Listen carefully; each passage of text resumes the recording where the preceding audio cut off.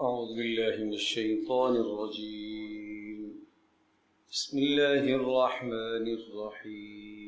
إنا بلوناهم كما بلونا أصحاب الجنة إذ أقسموا ليصرمنها مصبحين ولا يستثنون فطاف عليها طائف من ربك وهم نائمون فأصبحت كالصريم فتنادوا مصبحين أن اغدوا على حرثكم إن كنتم صارمين فانطلقوا وهم يتخافتون ألا يدخلنها اليوم عليكم مسكين وغدوا على حرد قادرين فلما رأوها قالوا إنا لضالون بل نحن محرومون. اللہ اکبر. سورۃ القلم آیت نمبر 17 ہے. انا بلوناہم کما بلونا اصحاب الجنہ. عرض کیا تھا کہ سورۃ القلم کا جو خاص موضوع ہے وہ یہ ہے کہ دین کے اندر کسی قسم کی مداہنت نہیں اختیار کرنی چاہیے، اور ایسی نرمی، ایسی نرم پالیسی، ایسا نرم گوشہ ہرگز نہ اختیار کیا جائے جس سے فرائض دینیہ میں، فرائض منصبیہ میں کوتاہی پیدا ہو. تو لہذا عرض کیا تھا کہ مکہ کے رؤساء میں سے ایک رئیس اور ایک سردار ولید بن مغیرہ تھا، اور جس کا یہ نظریہ اور جس کی یہ کوشش اور محنت تھی کہ کچھ لے دے کے کام ہو جائے، یعنی محمد رسول اللہ صلی اللہ تعالیٰ علیہ وسلم سے کچھ باتیں ہم منوا لیں، کچھ ہم ان کی مان لیں، تاکہ یہ مکہ میں ہونے والا جھگڑا ہی ختم ہو جائے، تو اس طرح سے ہم آپس میں مل کر زندگی گزار سکتے ہیں. چنانچہ انہوں نے یہ مطالبہ کیا کہ آپ 1 سال ہماری طرح عبادت کریں اور پھر 1 سال ہم آپ کی طرح عبادت کریں گے. ظاہر ہے یہ صورت تو کسی بھی طرح سے ممکن نہیں ہے کہ اسلام کے احکامات اور فرض منصبی کو اور اسی طرح سے توحید کو چھوڑ دیا جائے. آپ 1 سال ہماری طرح عبادت کریں تو معنی یہ کہ بت پرستی اور شرک کو بھی آپ جو ہے وہ کریں گے، اور 1 سال جو ہے ہم آپ کی طرح، تو اس بات کو تسلیم نہیں کیا گیا. تو سورۃ القلم کی آیات میں بتایا کہ آپ کسی قسم کی توحید کے سلسلے میں مداہنت نہ کیجیے، اور پھر ارشاد فرمایا انا بلوناہم کما بلونا اصحاب الجنہ. ان لوگوں کو، اہل مکہ کو، جیسے تذکرہ آیا تھا ولید بن مغیرہ کو اللہ نے مال اور اولاد دے رکھا تھا، تو کہا ان کو ہم نے مال اور اولاد دے رکھا ہے، یہ امتحان ہے. انا بلوناہم، سورۃ القلم آیت نمبر 17. انا بلوناہم، بے شک ہم نے ان کو امتحان میں ڈالا ہے، آزمائش میں ڈالا ہے. کما بلونا اصحاب الجنہ، جس طرح سے ہم نے امتحان میں ڈالا ہے اصحاب الجنہ، باغات والے لوگوں کو، باغ والے لوگوں کو. یہ کیا تھا باغ والے لوگ؟ آگے اس کی تفصیل سے آ رہی ہے، رکوع کے مکمل ہونے تک انہی کے حالات ہیں. یہ اصحاب الجنہ یہ یمن کے اندر ایک علاقہ ہے صنعاء یمن، اور یمن ایک اعلیٰ تہذیب تھی اور بہترین تمدن اور ثقافت تھی. اور آپ کو یاد ہوگا عرض کیا تھا کہ یمن کی طرف قریش مکہ بھی سال میں 1 سفر کیا کرتے تھے. 1 سفر ان کا شام کا تھا اور 1 سفر ان کا یمن کا ہوا کرتا تھا، اور وہاں سے مال لے کر آتے اور یہاں آ کے فروخت کرتے، اور یہاں سے چیزیں لے کے جاتے، وہاں جا کے بیچتے. تو یمن کے اندر ایک شخص رہتا تھا اور جو نیک صالح انسان تھا، اور وہ اپنے باغ سے ہونے والی آمدنی کے 3 حصے کیا کرتا تھا، ایک حصہ اللہ کی راہ میں لگاتا، ایک حصہ اپنے گھر میں لگاتا اور ایک حصہ واپس اپنے باغ پر لگاتا۔ تو اللہ پاک نے اس ترتیب کی بنیاد پر اللہ پاک نے اس کے مال میں برکت رکھی ہوئی تھی۔ لہٰذا اگر انسان کے پاس استطاعت ہو تو اپنے مال کے 3 حصے کر لے، اچھی بات۔ ایک حصہ واپس کاروبار میں لگا دیتا ہے آدمی، اور ایک حصہ انسان اپنے گھر میں، اور ایک حصہ اللہ کی راہ میں۔ بہت سارے لوگوں کی زندگی کا یہ معمول تھا کہ وہ زکوٰۃ کی ترتیب پر چلتے تھے۔ زکوٰۃ کی ترتیب پر مطلب کیا ہوا کہ ہر مہینے کی آمدنی میں سے 2.5% وہ صدقہ کرتے تھے۔ حضرت مولانا مفتی شفیع رحمۃ اللہ علیہ کا ملفوظ میں نے پڑھا، ان کا یہ معمول تھا کہ ہر مہینے کی جو ان کی اپنی محنت سے کوئی آمدنی حاصل ہوتی تو اس میں سے وہ 2.5% دیا کرتے تھے، 2.5% صدقہ کرتے تھے۔ اور وہ آمدنی جو بغیر کسی محنت اور مشقت کے حاصل ہو جائے، مثال کے طور پر کسی کی طرف سے کوئی تحفہ آ گیا، اس طرح کی آمدنی جو ہوتی تھی تو اس میں وہ 10% دیا کرتے تھے کہ بغیر کسی محنت کے آئی ہے، اس میں سے 10% اللہ کی راہ میں دیتے تھے۔ تو یہ آپ اپنی زندگی کا معمول بنا لیں بھائی، 100 میں سے 2.5 روپے آپ دینے کا معمول بنا لیں۔ 2.5 نہیں ہو سکے تو 2% کر لو، 2 نہیں ہو سکے تو 1% تو لازمی ہی کر لو، طے کر لو اپنی آمدنی کا اتنا حصہ مجھے دینا ہی دینا۔ ہوتا یہ ہے کہ جب آپ نے جتنا بھی دیا ہے، جب وہ بڑی رقم بن جاتی ہے نا تو شیطان آپ کو بڑی رقم کر کے دکھائے گا۔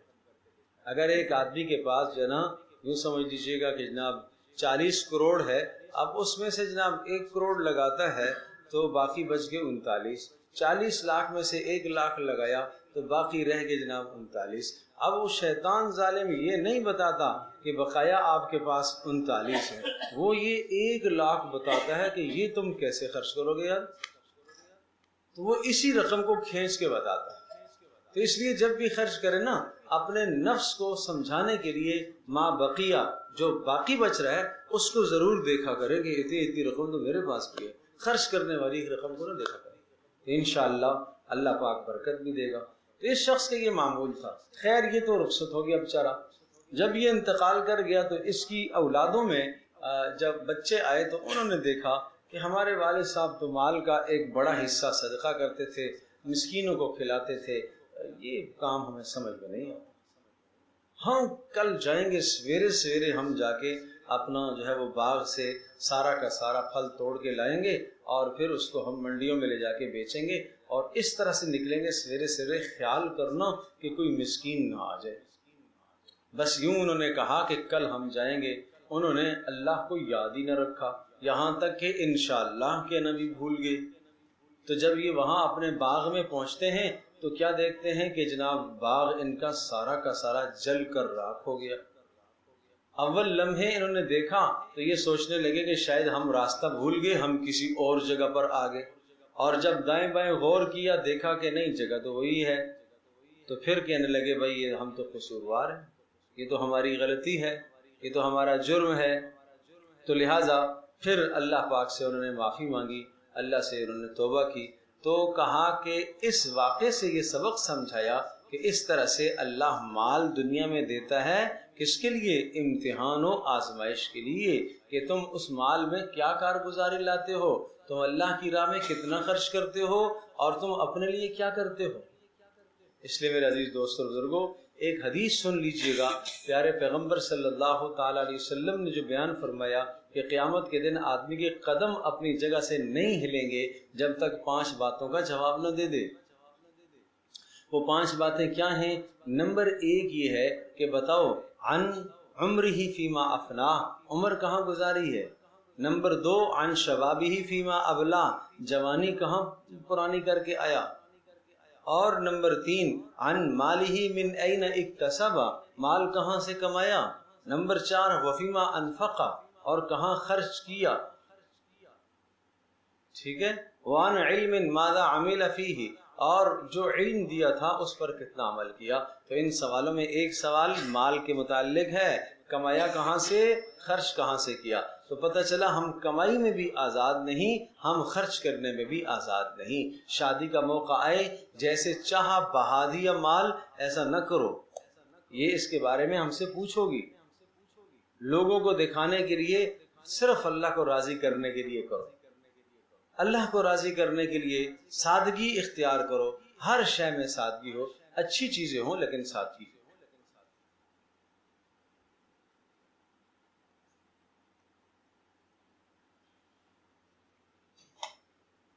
تو یہ اس کا خیال رکھیں گے انشاءاللہ، تو اللہ کی ذات سے امید ہے۔ اب ترجمہ ملاحظہ فرمائیے، انا بلوناہم، بے شک ہم نے ان کو امتحان میں ڈالا، کن کو؟ ہم اہل مکہ کو، کما بلونا، جیسا کہ ہم نے امتحان میں ڈالا اصحاب الجنہ، باغ والوں کو، اذ اقسموا، جب انہوں نے قسمیں کھائی، اقسموا قسمیں کھائی، کیا قسمیں کھائیں؟ لیصرمن، ضرور بضرور وہ کاٹیں گے، ہاں اس باغ کو، پھلوں کو کاٹیں گے، مصبحین، صبح کے وقت، اور قسمیں تو کھائیں، ولا یستثنون، اور کوئی استثناء بھی نہ کیا، معنی یہ ہوا کہ انشاءاللہ بھی نہ کہہ پائے۔ اور ایک معنی یہ بھی ہو سکتا ہے ولا یستثنون، سارے باغ کو کاٹیں گے، غریب کا کوئی حصہ نہیں نکالیں گے۔ پھر کیا ہوا؟ سزا کیا ہوئی؟ فطافا، پھر گیا، علیہا، اس باغ پر، طائفن، ایک پھرنے والا، من ربکا، تیرے رب کی جانب سے، تیرے رب کی جانب سے ایک آگ کا بگولا پھر گیا اس باغ پر تیرے رب کی جانب سے۔ کس وجہ سے؟ بسبب شرکہم و بخلہم، اس کے ان لوگوں کے بخل اور ان کی شرک کی وجہ سے، وہم نائمون، اور اس وقت اس حال میں کہ وہ سوتے ہی سوتے رہ گئے، فاصبحت، وہ باغ ہو گیا صبح کو، کالصریم، کٹی ہوئی کھیتی کی طرح، کٹی ہوئی کھیتی کی طرح وہ باغ ہو گیا، جس طرح سے چورا چورا کی ہوئی چیزیں ہوتی ہیں۔ فتنادوا، اور انہوں نے پکارنا شروع کیا، مصبحین، صبح کے وقت ایک دوسرے کو پکارنا شروع کیا، کیا کہا؟ ان اغدوا علی حرثکم، سویرے سویرے چلو، علی حرثکم، اپنی کھیتی پر، ان کنتم صارمین، اگر آپ اپنے پھلوں کو حاصل کرنا چاہتے ہو، کاٹنا چاہتے ہو، تو سبزہ لینا چاہتے ہو، سویرے سویرے چلو۔ فانطلقوا، تو وہ چلے، وہم یتخافتون، اور آہستہ آہستہ باتیں کر رہے تھے۔ یتخافتون کا معنی آہستہ آہستہ باتیں کر رہے تھے، آہستہ آہستہ چل رہے تھے، معنی ایک خاص طریقے سے، خفیہ طریقے سے چلے۔ اس میں باتیں بھی آدمی آہستہ کرتا ہے، اس میں چال چلن بھی آدمی کی آہستہ ہوتی ہے، کسی کو پتہ نہ چل جائے۔ کیوں ایسا کر رہے تھے؟ اللہ یدخلنها اليوم علیکم مسکین، ایک دوسرے کو کہہ رہے تھے آج نہ داخل ہو تمہارے اوپر مسکین، کوئی ایک مسکین نہ آ جائے، ایسا نہ ہو کہ اگر ہم شور شرابہ کرتے ہوئے کھیت کی طرف جائیں گے تو لوگوں کو، مسکینوں کو پتہ چل جائے گا اور کھیت میں ہمارے پاس مانگنے کے لیے پہنچائیں گے۔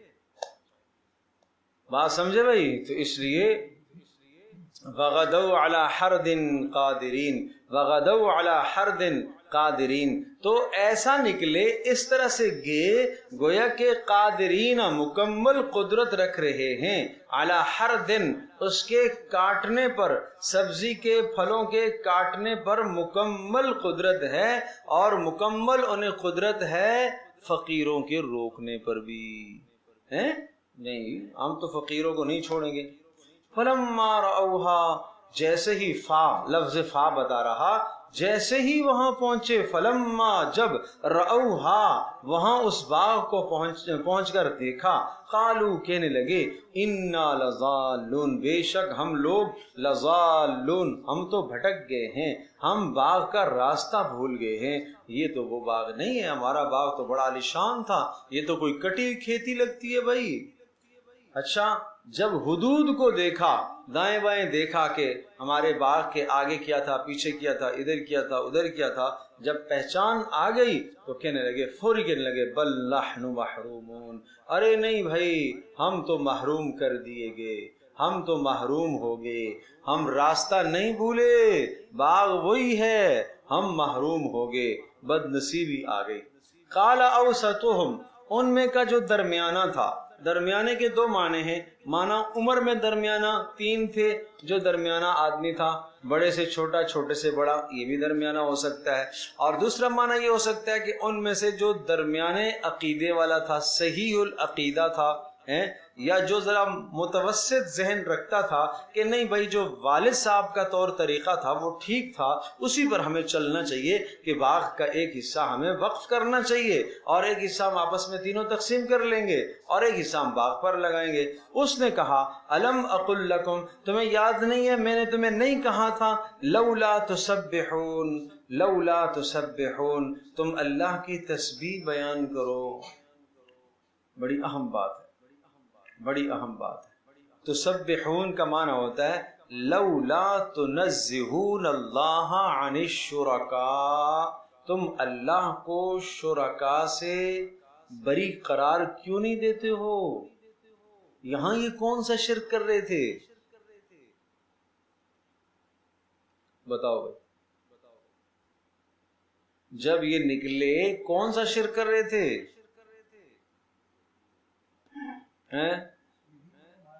کس کو کر رہے تھے؟ نہیں، وہ تو بخل ہے، مسکینوں کو نہ کھلانے کی قسم کھائی، یہ تو ہو گیا بخل۔ ہاں یہ ہے بات اصل۔ یہاں دیکھو مولانا ابو الحسن ندوی رحمۃ اللہ علیہ نے ایک بڑی پیاری بات لکھی، ہاں بلکہ 4 باتیں لکھی۔ اگر یہ 4 باتیں آپ لے کے چلے گئے یہاں سے، جی تو چاہ رہا ہے ایسے نہ بتاؤ اس لیے کہ بڑی قیمتی بات ہے، لیکن بتا دیتا ہوں۔ 4 باتیں 2 شخصی تعمیر انسانیت۔ موضوع کیا ہے؟ انسانیت کی تعمیر۔ اور مجھے اگر اللہ نے کبھی موقع دیا تو میں اس پر کورس کرواؤں گا انشاءاللہ۔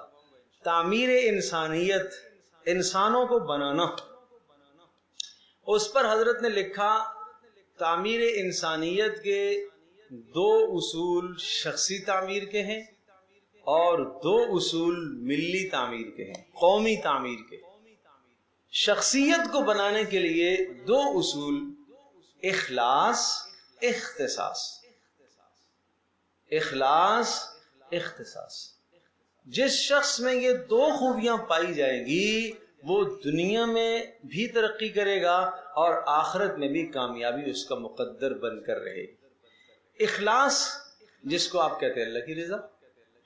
اگر ایک آدمی اپنی ملازمت کے لیے نکلتا ہے، میں اکثر ساتھیوں سے عرض کرتا ہوں، ملازمت کے لیے جا رہا، کاروبار کے لیے جا رہا، ماں بہن اپنے گھر کے اندر کچن میں کھڑی ہے، بچے کی تربیت کر رہی ہے، بچے کو فیڈ دے رہی ہے، بچے کا جناب کپڑے دھو رہی ہے، اس کی صفائی ستھرائی کر رہی ہے، اس میں نیت کیوں نہیں کرتی؟ اس میں اخلاص کیوں نہیں لے کے آتی؟ کپڑے دھونے میں کیوں نہیں اخلاص پیدا کرتی؟ گھر میں جھاڑو پوچھا کرنے میں کیوں نہیں اخلاص پیدا کرتی؟ گھر میں کھانا بنانے میں کیوں اخلاص پیدا نہیں کرتی کہ یہ سارے کام جو میں کر رہی ہوں، بتاؤ یہ ناجائز کام ہے؟ بولو بھائی، جائز کام ہے، اس کے فرض منصبی ہیں کہ نہیں ہیں؟ تو ان کاموں میں وہ نیت کرے نا، یہ کام اس لیے کر رہی ہوں تاکہ اللہ راضی ہو جائے، اللہ نے میرے ذمہ حقوق لازم کیے ہیں، میرے ذمہ شوہر کی نگہداشت، بچوں کی نگہداشت، گھر کی صفائی ستھرائی، گھر کا ماحول اچھا رکھنا، یہ اللہ نے مجھے گھر کی ملکہ بنایا ہے، یہ میری ذمہ داری ہے، میں ملکہ ہوں گھر کی، تو میں یہ اپنی ذمہ داری کو پورا کر رہی ہوں، کیوں؟ اللہ کو راضی کرنے۔ یہ ہو گیا کیا؟ اخلاص۔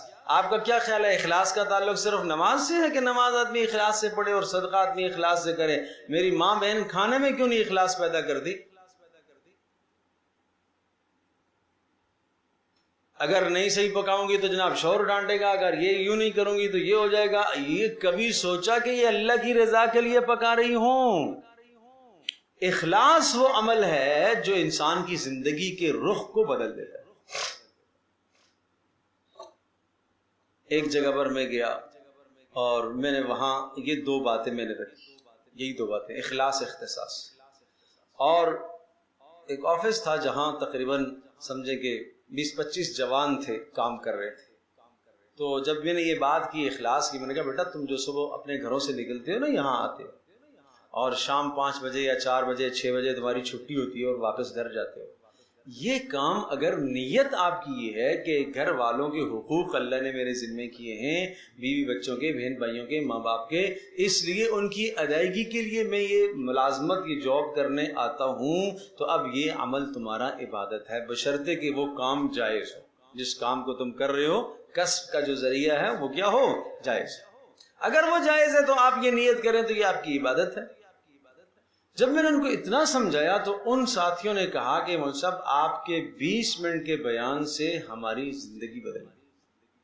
ہم تو سمجھ رہے تھے کہ ہم تو دنیا دھندے میں لگے ہوئے، تو بھائی رخ بدلنا ہے، امت کا رخ بدلنا ہے۔ جو صحیح کام ہے نا ان صحیح کاموں میں آپ رخ بدلو، نیت بدلو، تاکہ وہ آپ کے درست کام جو جائز کام ہیں ان میں اچھی نیت کرو تاکہ وہ باعث ثواب بن جائیں۔ اس کا نام ہے اخلاص۔ اور دوسری چیز ہے ذاتی ترقی کے لیے اختصاص۔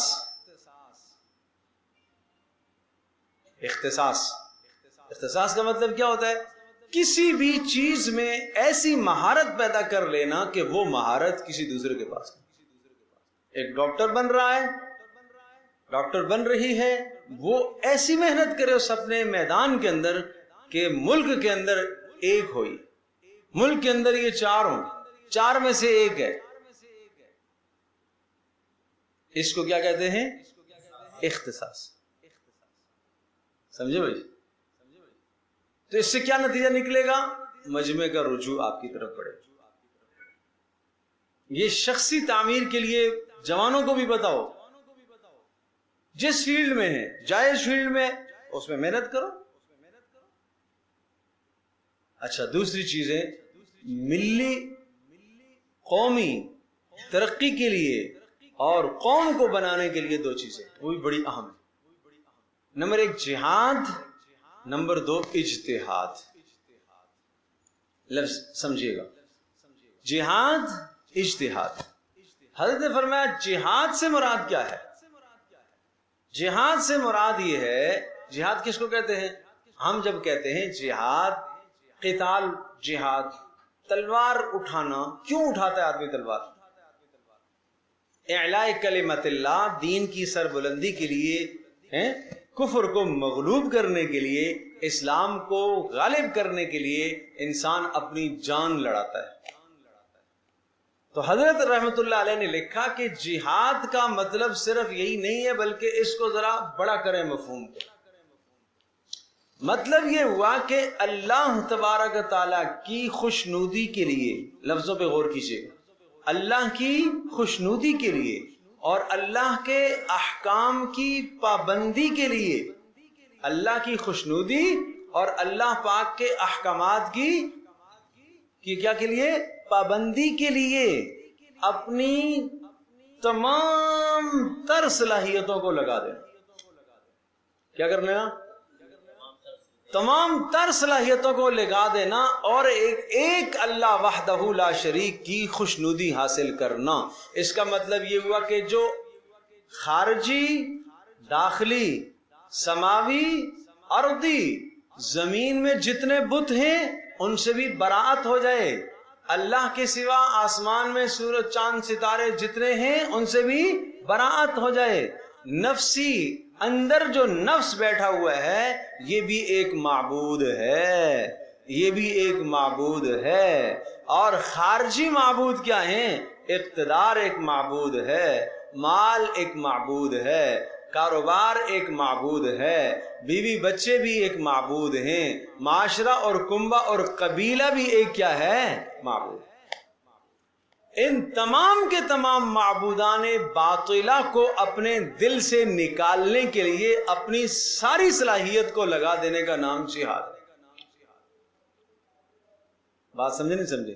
اب بات یہاں آ گئی۔ میں نے یہ قصہ، یہ 4 باتیں اس لیے سنائی ہیں کہ یہاں پر لولا تسبحون، کاش کہ تم اللہ کی تسبیح بیان کر دیتے اور تم یوں کہہ دیتے کہ یہ سب کچھ اللہ کا دیا ہوا ہے، اس میں میرا کوئی کمال نہیں۔ کاش کہ تم اس کا اظہار کر دیتے، لہٰذا تم نے ان سب باتوں کو اپنی طرف منسوب کیا تھا کہ یہ تو ہمارا کمال ہے، ہمارا ذاتی کمال ہے، ذاتی باغ ہے، ہماری محنت ہے، ہماری محنت. تو اس کو قرآن نے شرک سے تعبیر کیا. اس کو کس سے تعبیر کیا؟ شرک سے. میں نے اکثر آپ کو کہا ہے کہ بسا اوقات انسان اللہ کے ساتھ شریک ٹھہراتا ہے اپنے آپ کو. جب مصیبت آتی ہے نا تو آدمی دعاؤں کی طرف متوجہ ہوتا ہے، اور جب وہ مصیبت نکل گئی تو پھر آدمی کہتا ہے میں نے یہ کیا، میں نے یہ کیا، میں نے یوں کیا، میں نے یوں کیا. تو یہ کیا ہو گیا؟ گویا کہ انسان اپنے آپ کو اللہ کے ساتھ شریک ٹھہرا رہا ہے. تو اس لیے فرمایا لولا تسبحون قالوا سبحان ربنا. بہرحال سب مل کر کہنے لگے ہاں ہمارا رب پاک ہے شرک سے، اور اللہ ہی برکتوں کو دینے والا ہے، اور اللہ ہی کی طرف سے سب کچھ ہوتا ہے. انا کننا ظالمین، بے شک ہم ہی ظلم کرنے والے ہیں. لہٰذا ظلم کا مطلب یہاں پر بھی ہے کہ ہم نے ظلم کیا ہے، اپنے اوپر ہم نے ظلم کیا ہے، اللہ نے ظلم نہیں کیا. فاقبل بعضهم على بعض يتلاومون، ایک دوسرے کی طرف متوجہ ہوئے. فاقبل متوجہ ہوئے، بعضهم ان میں سے بعض، على بعض دوسروں بعض پر، يتلاومون ملامت کرتے ہوئے. قالوا کہنے لگے یا ویلنا، ہے افسوس، انا كنا طاغین، ہمیں ایسا نہیں کرنا چاہیے تھا، ہم حد سے بڑھ چکے تھے. یعنی اللہ پاک کی طرف سے عذاب کا فیصلہ ہوتا ہے جب انسان تجاوز کرتا ہے حد سے. اگر حد کے اندر اندر نافرمانی ہو گئی اور پھر رجوع کر لے تو اللہ کی طرف سے درگزر کا فیصلہ ہوتا ہے. لیکن جب انسان حد سے تجاوز کر دیتا ہے تو پھر کوئی عذاب کا فیصلہ ہوتا ہے. عسا ربنا، امید ہے، یقین ہے. عسا کی نسبت اللہ کی طرف ہوتی ہے تو یقین کا معنی عسا ربنا ان یبدلنا خیرا منہا، ہمیں یقین ہے کہ ہمارا پروردگار ہمیں دے گا اس باغ سے زیادہ اچھا. انا الی ربنا راغبون، چلو ہم اللہ کی طرف ہی رجوع کرتے ہیں، رغبت رکھنے والے ہیں. تو بہرحال یہ بھی پھر بھٹک تو گئے تھے لیکن واپس آ گئے. سمجھے بھائی؟ تو لہذا انسان سے غلطی ہو جاتی ہے، جیسے ہی اس کو غلطی کا ادراک ہو فوری وہ توبہ استغفار کر لے.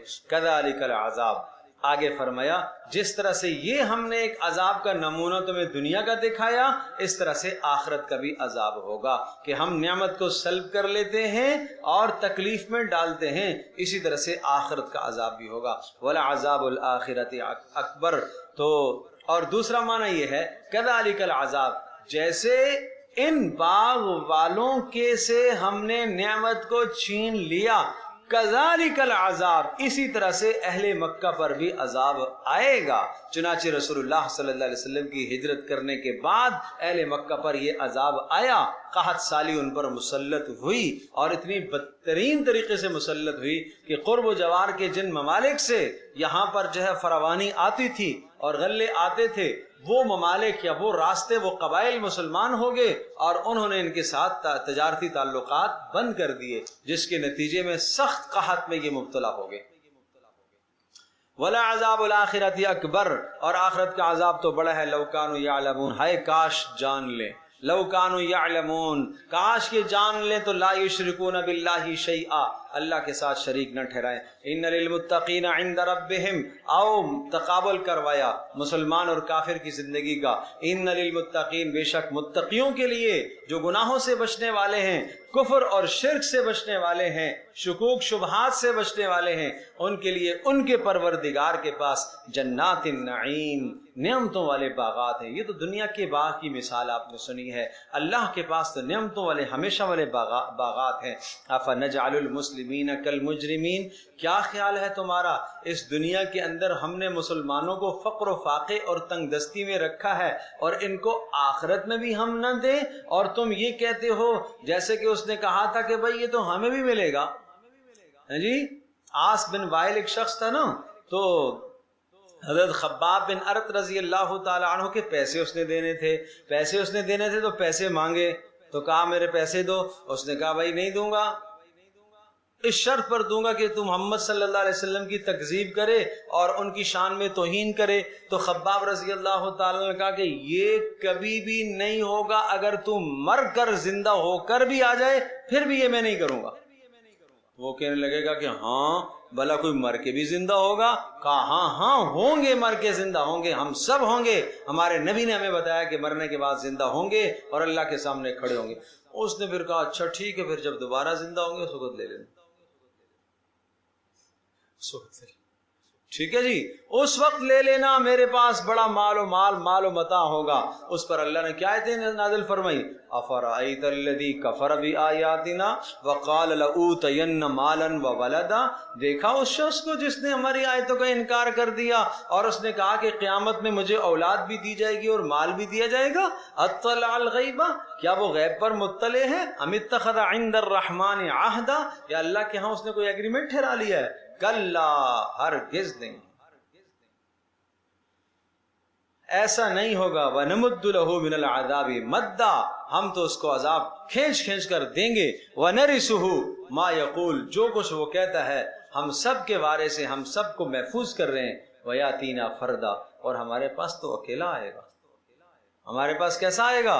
اکیلا آئے گا۔ تو یہ ہے بات بھائی، لو کانوا یعلمون تو افنجعل المسلمین، کیا ہم برابر کر دیں گے مسلمانوں کو کافروں کی طرح؟ ما لکم کیف تحکمون، یہ کیسے تمہارے فیصلے ہیں؟ کیا ہوا تمہیں؟ کیسے فیصلے کرتے ہو؟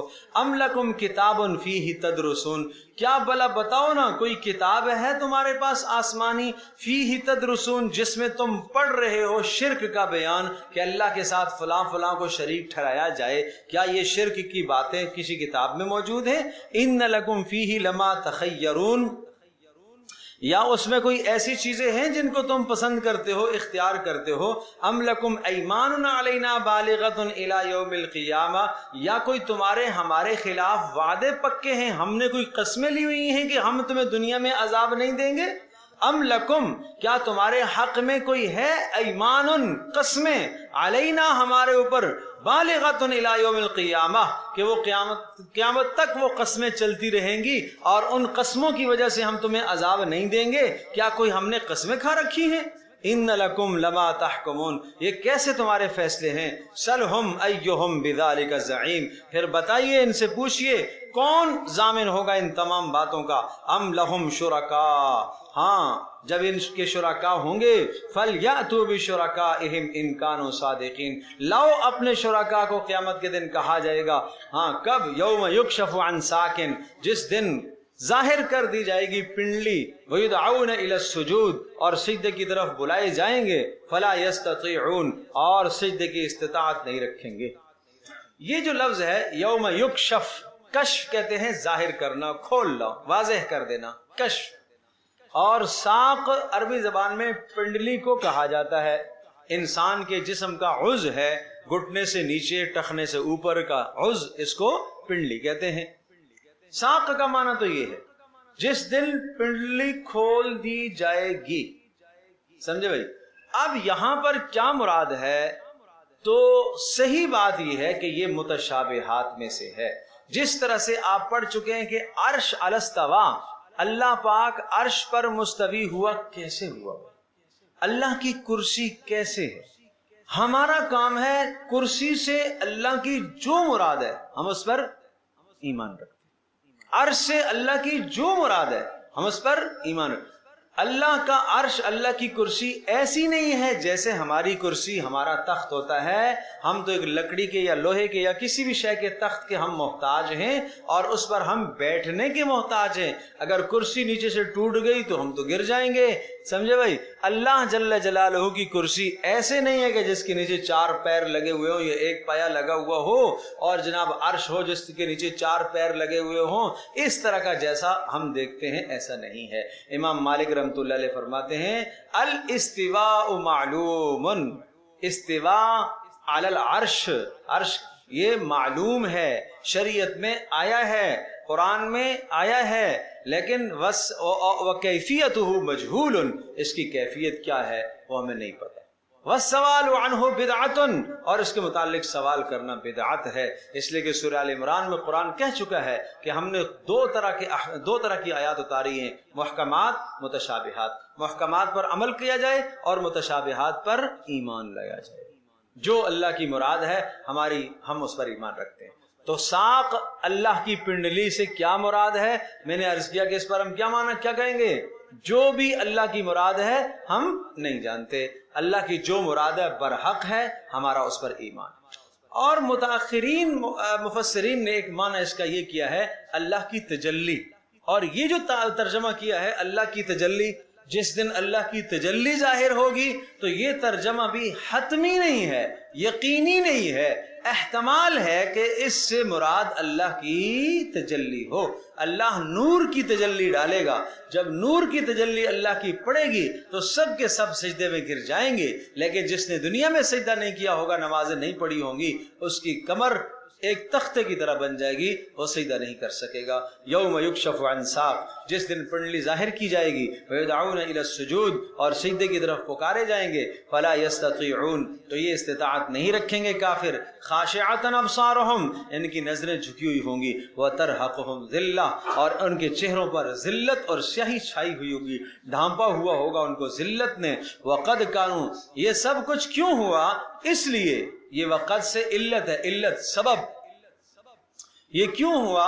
وقد کانوا یدعون الی السجود، اس لیے کہ ان کو پکارا جاتا تھا، کانوا پکارا جاتا تھا، الی السجود، سجدے کی طرف، فی الدنیا، دنیا میں، اور یہ سجدے کی طرف نہیں آئے، وہم سالمون، اور اس وقت یہ تندرست بھی تھے، صحت مند بھی تھے، لیکن سجدوں کی طرف نہیں آئے۔ مراد نماز ہے بھائی، اذان ہو گئی تو نماز کی طرف پکارا گیا، آپ کو سجدے کی طرف پکارا گیا۔ ماں بہن کو چاہیے کہ اپنے کاموں کو چھوڑ کر نماز ادا کرے۔ یہ رات 1 بجے عشاء کی نماز ادا کر رہی ہے، 2 بجے عشاء کی نماز ادا کر رہی ہے، میں عدم جواز کی بات نہیں کرتا، جائز تو ہے، لیکن نماز کی اہمیت یہ نہیں ہے۔ نماز کی اہمیت یہ ہے کہ جیسے اللہ کی طرف سے بلاوا آ جائے، فوری آدمی متوجہ ہو جائے۔ بات سمجھے بھائی؟ تو باپ نے بلایا ہے، چاروں بیٹے پہنچ گئے، ایک دوڑا دوڑا فوری پہنچا، اور ایک بیٹا 1 گھنٹے کے بعد پہنچا۔ آیا تو ہوں نا بیٹا، کیا آیا ہے تو اس سے نہ آتا۔ بات سمجھے نہیں سمجھے؟ تو اسی طرح سے نماز کا جب وقت ہو جائے، پھر سارے کاموں کو پیچھے کر دو، گھر کے کاموں کو، مہمانوں کو پیچھے کر دو، کھانے پینے کو پیچھے کر دو، یہ ڈشیں بعد میں بن جائیں گی، یہ کھانا بعد میں پک جائے گا، مہمان بھی بعد میں نمٹ جائیں گے، مہمانوں کو بھی مصلی جائے نماز دو، بھائی آپ بھی نماز پڑھ لیجئے، ہم بھی نماز پڑھ لیتے ہیں۔ مرد حضرات ہیں، چلو بھائی مسجد میں جا کے ہم نماز پڑھ کے آتے ہیں، مسجد دور ہے، چلو جماعت کر لو گھر میں۔ خواتین ہیں، چلو بھائی آپ بھی نماز پڑھ لو، ہم بھی نماز پڑھ لیتی ہیں اتنی دیر میں، اس کے بعد بیٹھ کے کھانا کھائیں گے۔ سمجھ میں آ نہیں گیا؟ یہ خیال رکھنا چاہیے، اس کا خیال رکھنا چاہیے۔ فذرنی ومن یکذب بہذا الحدیث، کتنی سخت تنبیہ ہے۔ فذرنی، لہذا اے نبی، جو ہم نے عذاب کو موقوف کر دیا ہے، عذاب میں تاخیر کر دی ہے، تو اس سے آپ غمگین نہ ہوں۔ فذرنی، اے نبی آپ مجھے چھوڑ دیجئے، ومن، اور ان لوگوں کو بھی چھوڑ دیجئے، یکذب، جو جھٹلاتے ہیں، بہذا الحدیث، اس قرآن کو، مجھے اور اس میں جانوں اور وہ جانے۔ جیسے ہم بھی کہتے ہیں نا، آپ ہٹ جائیے پیچھے سے، درمیان سے، میں جانوں وہ جانے، بس میں نمٹ لوں گا اس کو۔ تو اللہ پاک اسی طرح سے کہہ رہا ہے، اے نبی آپ پریشان نہ ہوئیے، میں ان سے نمٹ لوں گا بس۔ فذرنی، آپ مجھے چھوڑ دیجئے، ومن یکذب بہذا الحدیث، یعنی آپ سفارش نہ کیجئے گا میرے سامنے، سفارش نہ کیجئے گا، ومن، اور ان لوگوں کو چھوڑ دیجئے، یکذب بہذا الحدیث، جو اس قرآن کریم کو جو ہے وہ جھٹلاتے ہیں، اس بات کو جھٹلاتے ہیں کہ برکتیں صرف اللہ ہی دیا کرتا ہے، اور اس کائنات میں حکومت صرف اللہ ہی کی ہے، سلطنت صرف اللہ ہی کی ہے، اور دین کے معاملے میں کوئی مداخلت نہیں کرنی چاہیے۔ سنستدرجہم من حیث لا یعلمون، اللہ کہہ رہا ہے میں ان کو مہلت دیتا رہوں گا من حیث، وہاں سے، لا یعلمون، جہاں سے انہیں پتہ ہی نہیں چلے گا۔ وہ جا تو تباہی کی طرف رہے ہیں، لیکن سمجھ رہے ہوں گے کہ ہم تو کیا کر رہے ہیں، بڑی کامیابیاں حاصل کر رہے ہیں۔ سمجھے بھائی؟ اس لیے کہ ہم تو سمجھتے ہیں نا کہ دنیا میں مال و متاع حاصل ہو رہا ہے، تو ہم سمجھتے ہیں ہم تو کامیاب ہو گئے، بھائی ہم تو کامیاب ہو گئے۔ وَأُمْلِي لَهُمْ إِنَّ كَيْدِي مَتِينٌ، اور میں ان کو ڈھیل دے رہا ہوں۔ عذاب کی تاخیر یہ مت سمجھنا کہ میں ان سے غافل ہوں، نہیں۔ وَلَا تَحْسَبَنَّ اللَّهَ غَافِلًا عَمَّا يَعْمَلُ الظَّالِمُونَ، ظالموں کے عمل سے اللہ غافل نہیں ہے۔ وَأُمْلِي لَهُمْ، میں ان کو مہلت دے رہا ہوں۔ إِنَّ كَيْدِي مَتِينٌ، بے شک میری پکڑ بڑی مضبوط ہے۔ متین، مضبوط، پکی ہے پکڑ۔ جب میری پکڑ میں آئے گا پھر چھوٹے گا نہیں، پھر بچے گا نہیں، پھر بہت سخت معاملات ہوں گے۔ اور اس لیے حدیث پاک میں آتا ہے کہ جس آدمی کو دنیا میں اللہ نے مال کی فراوانی دے رکھی ہو، اور اس کے ساتھ وہ اللہ کی نافرمانیاں بھی کرتا ہو، تو یہ مت سمجھو کہ یہ مال اس کے لیے نعمت ہے، اسی کا نام ہے استدراج۔ کیا نام ہے اس کا؟ جو یہاں ہے سنستدرجہم کہ ہم ان کو مہلت دیتے رہیں گے، یہ اللہ کی طرف سے اسے ڈھیل ہے۔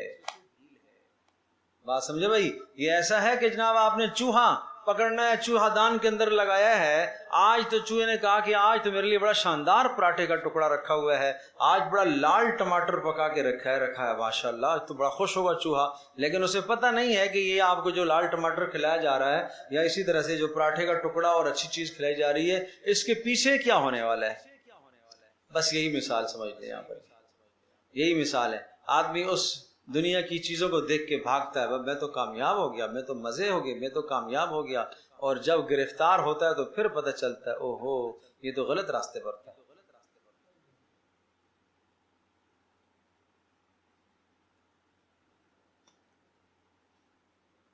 ام تسألهم اجرا فهم من مغرم مثقلون، آپ کی بات کیوں نہیں سنتے، آپ کی بات نہیں مانتے، آپ کی دعوت کو قبول نہیں کرتے۔ ام کیا، تسألهم اجرا کیا آپ ان سے کوئی اجر مانگتے ہیں، پیسے مانگتے ہیں؟ فہم من مغرم مثقلون، اس فہم وہ مثقلون ہیں، مثقلون کا معنی وہ بوجھل ہو رہے ہیں کہ بھائی یہ ہم آپ کی تنخواہ تو نہیں دے سکتے، آپ تو اتنی اتنی فیس مانگتے ہیں، ہم تو نہیں دے سکتے۔ فہم من مغرم مثقلون، مغرب چٹی، تاوان، نہیں سمجھے؟ ہم کہتے ہیں نا چٹی بھرنی پڑے گی اس کی، تو مطلب یہ ہوا کہ کیا آپ ان سے کوئی اجر مانگتے ہیں کہ اس تاوان میں یہ بوجھل ہو رہے ہیں کہ بھائی ہم یہ ادا نہیں کر سکتے، لہٰذا ہم نہ جناب دین کی بات سیکھیں اور نہ ان کے پاس جائیں، اس لیے کہ جائیں گے تو اتنی اتنی کیا کرنی پڑے گی، فیس دینی پڑے گی، اور دنیا کے معاملے میں تو بڑی بڑی فیسیں ہم لوگ دے دیتے ہیں لیکن دین کے معاملے میں تو نہیں دیتے، سمجھے بھائی؟ تو اس لیے بھائی یہ جو مل رہا ہے نا اس کی قدر کرو۔ ام عندہم الغیب، کیا ان کے پاس کوئی غیب کا علم ہے؟ فہم یکتبون، کہ یہ لکھ رہے ہیں کہ جناب عذاب نہیں آئے گا اس دنیا میں۔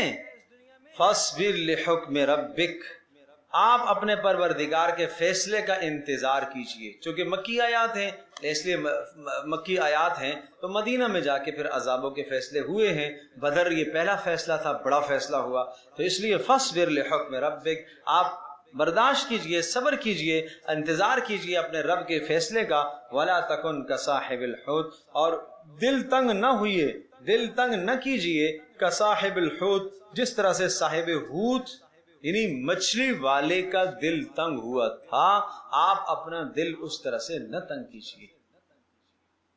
حضرت یونس علیہ السلام کا تذکرہ ہے جی، حضرت یونس علیہ السلام کا تذکرہ ہے، وہ ہیں صاحب حوت، حوت کہتے ہیں مچھلی کو، تو جس طرح سے ان کا سینہ تنگ ہو گیا تھا اور سینہ تنگ ہوا تو وہ اپنی قوم سے نکل پڑے، وقت سے پہلے نکل پڑے، آپ ایسے نہ کیجئے۔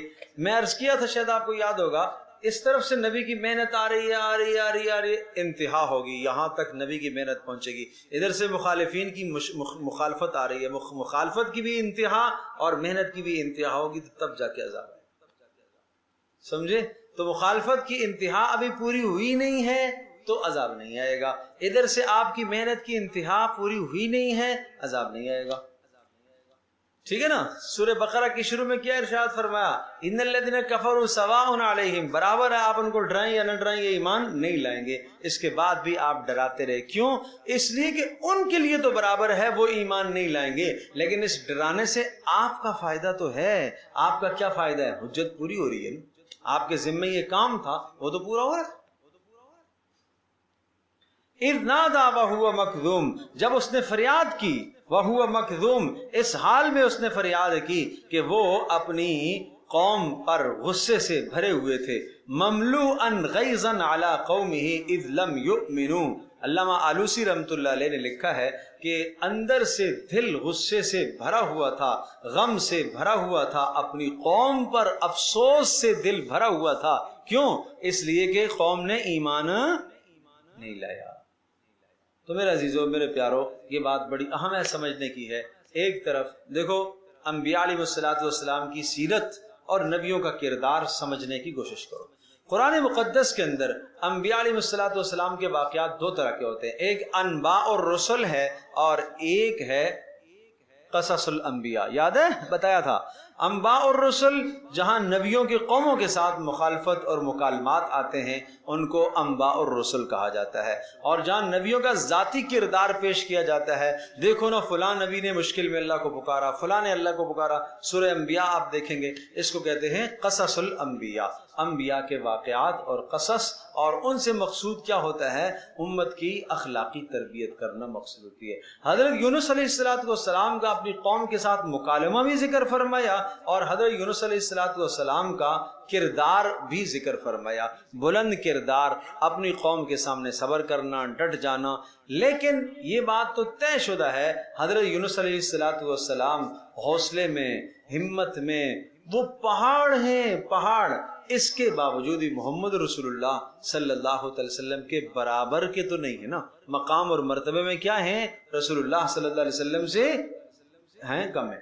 تو جب یہ بات ہے تو فرمایا کہ ایسا ہوا کہ ایک جگہ پر انتہا ہو گئی اور حضرت یونس علیہ السلام سمجھو کہ تھک گئے اور اپنی قوم کے غم پر وہ نکل گئے وہاں سے۔ تو آپ ایسا نہ کیجئے کہ کہیں تھک جائیں اور تھک کر آپ اپنی قوم سے وقت سے پہلے نکل جائیں۔ جب ہم آپ کو ہجرت کا حکم دیں گے تو آپ نے نکلنا ہے، اس سے پہلے آپ نے نہیں نکلنا۔ یہ اشارہ ہے کہ ان مصائب کو آپ برداشت کرتے ہیں۔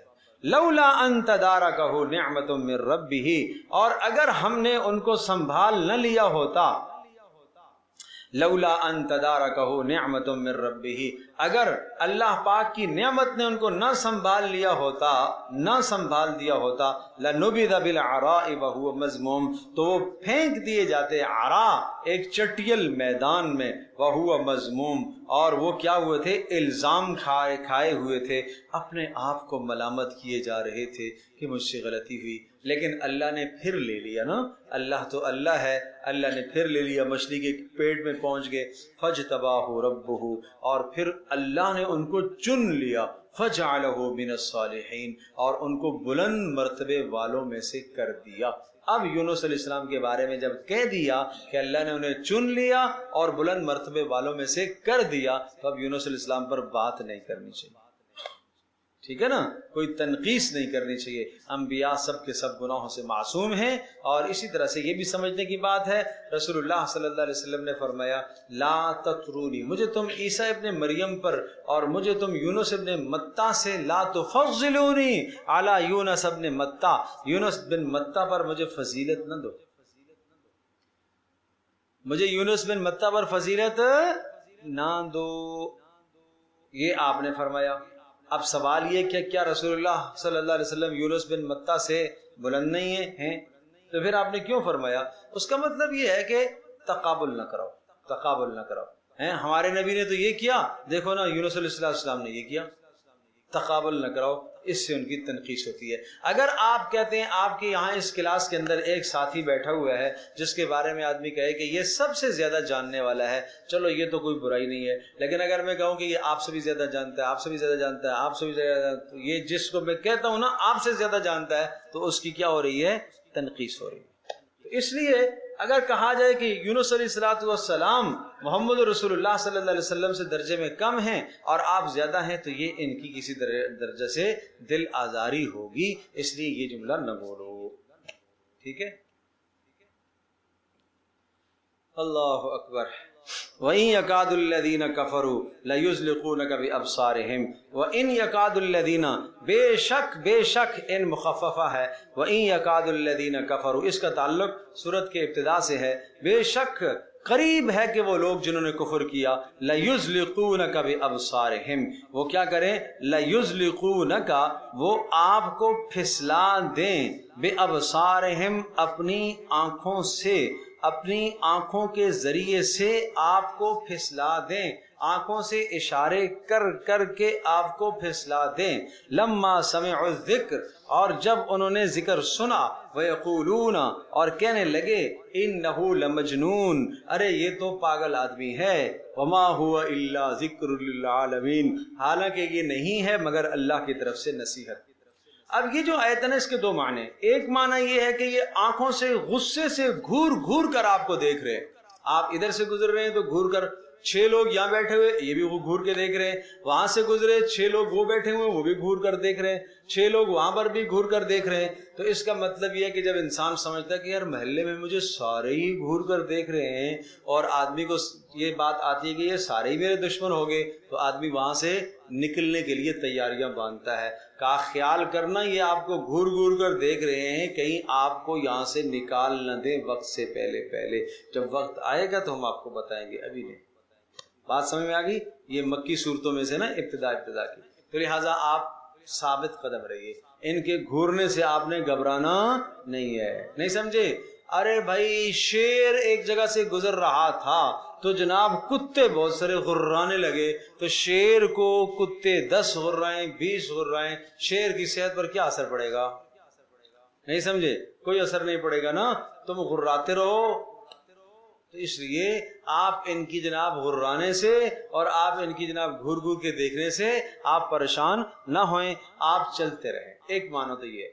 दूसरा माना बाज़ मुफस्सिरीन ने ये भी लिखा है, वहीं यकादुल्लज़ीना कफ़रू लयुज़लिक़ूनका बिअब्सारिहिम, करीब है कि ये नजरे बद आपसे आपको लगाएं, आंखों की नजर आपको लगा कर ना आपको फिसला दें, आपके जहन को मफलूज कर दें, और आपके ऊपर कोई ऐसा असर डाल दें सहर जादू का कि जिसकी वजह से आपको शदीद तरीन नुकसान पहुंचे। ये इस बात के भी मुतमन्नी हैं।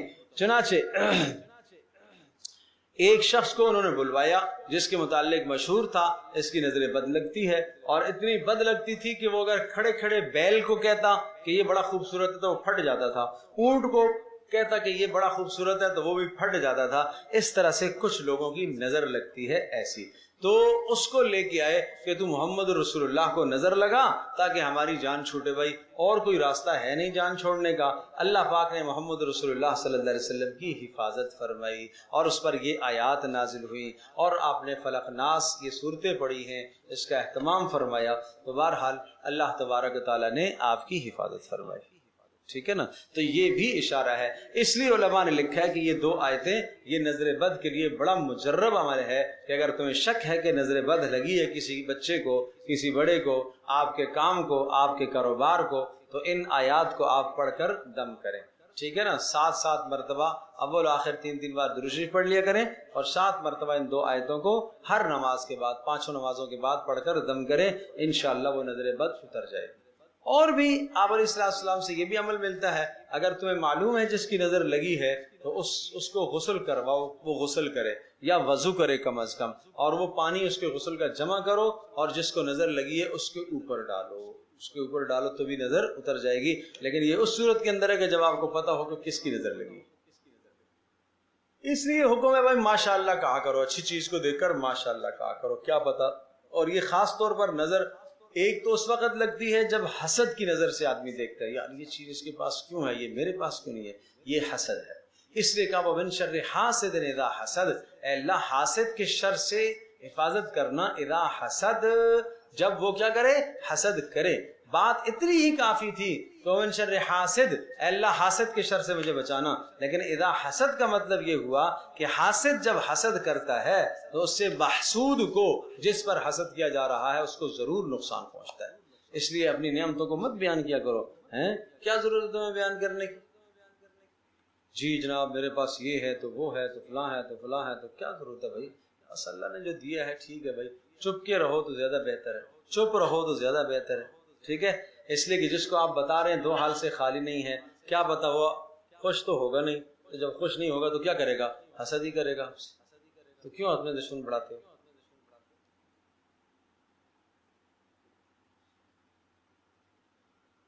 अच्छा, बसा औकात अपनी नजर भी लगती है। आप खुद अपने बच्चे को जब देख रहे हैं और आपको बच्चा अपना अच्छा लग रहा है, अपनी कोई चीज अच्छी लग रही है, आपको माशाल्लाह कहना चाहिए।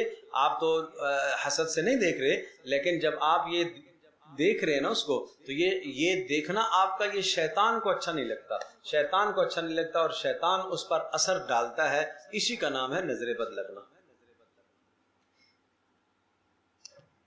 उसके बाद सूरतुल हाक्का है, ये भी मक्की सूरत है, और जनाब मक्की सूरत, और अल्लाह का भला करे, इसमें ये मुख्तसर आयात हैं, मुख्तसर आयात, इतना व खमसून 52 आयात हैं, چھوٹی چھوٹی آیات ہیں. الحاقہ ایک آیت ہو گئی. اور اس سورت مبارک کا مضمون یہ ہے، چونکہ پیچھے آیا تھا کہ جناب لولا تسبحون، تسبیح تم لوگوں نے کیوں نہیں کی ہے. اس سورت کا خاص مضمون ہے اللہ کی تسبیح بیان کی جائے. سمجھے؟ اللہ کی تنزیہ، اللہ کو شرکا سے پاک رکھا جائے. الحاقہ واقع ہونے والی، ثابت ہونے والی. حق مل حاقہ، تجھے کیا معلوم کہ وہ حق، وہ واقع ہونے والی، وہ ثابت ہونے والی کیا چیز ہے. وما ادراک مل حاقہ، اور پھر سن لے تجھے کیا معلوم کہ وہ حاقہ، وہ کیا چیز ہے. اصل میں قرآن کریم کا انداز ہے متوجہ کرنے کے لیے کبھی ایسے الفاظ لاتا ہے، اور یہ عرب کے دستور کے مطابق بڑے ہولناک الفاظ ہوتے تھے.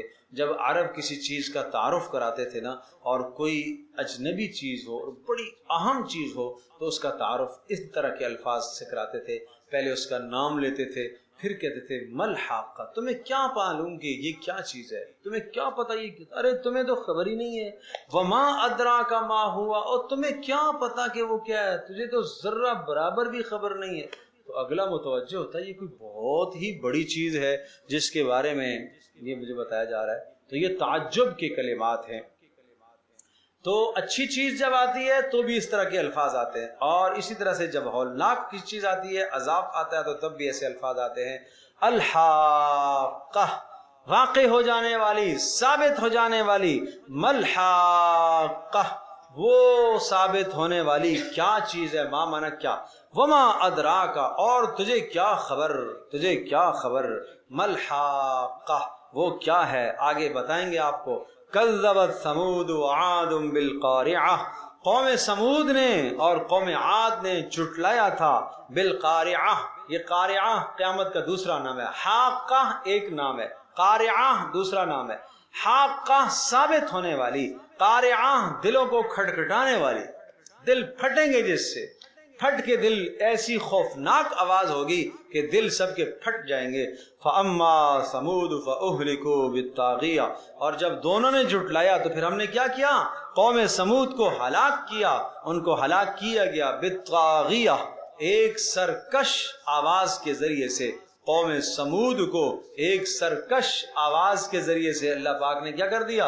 فَأَخَذَتْهُمُ الصَّيْحَةُ ایک چیخ نے ان کو پکڑا، مصبحین صبح کے وقت. وَأَمَّا عَادٌ اور عاد کا کیا ہوا. فَأُهْلِكُوا ان کو تو تباہ کیا گیا. بِرِيحٍ صَرْصَرٍ عَاتِيَةٍ ایسی ہوا صرصر جو سخت ٹھنڈی تھی، صرصر تیز ٹھنڈی، جسم کو کاٹنے والی ہوا. عاتیہ اور سرکش تیز و تند ہوا، اتنی تیزی سے آئے کہ آدمیوں کو اٹھا کر فضا میں لے جائے. اتنی تیزی سے آدمیوں کو، حیوانوں کو، جانوروں کو گھروں سے نکالا. انہوں نے تو اپنے گھروں کے اندر مضبوط قلعے بنائے ہوئے تھے، اور ان کو پتہ چلا کہ جناب گزشتہ قوموں پر عذابات آئے ہیں، پانی کے عذاب آئے ہیں، چیخ کے عذاب آئے ہیں، پانی کا عذاب آیا جیسا کہ حضرت نوح علیہ السلام کی قوم پر. یہاں کیسے پانی آئے گا، ایسے انہوں نے گھر بنا دیے. تو اللہ تبارک و تعالیٰ نے ایک ہوا بھیجی، وہ ہوا ان کے گھروں کے اندر داخل ہوئی اور ہوا نے ان کو باہر نکالا. پھر فضا کے اندر جو ہے نا اللہ پاک نے ان کو چکر لگوائے، تو 7 دنوں تک یہ فضاؤں میں گھومتے رہے.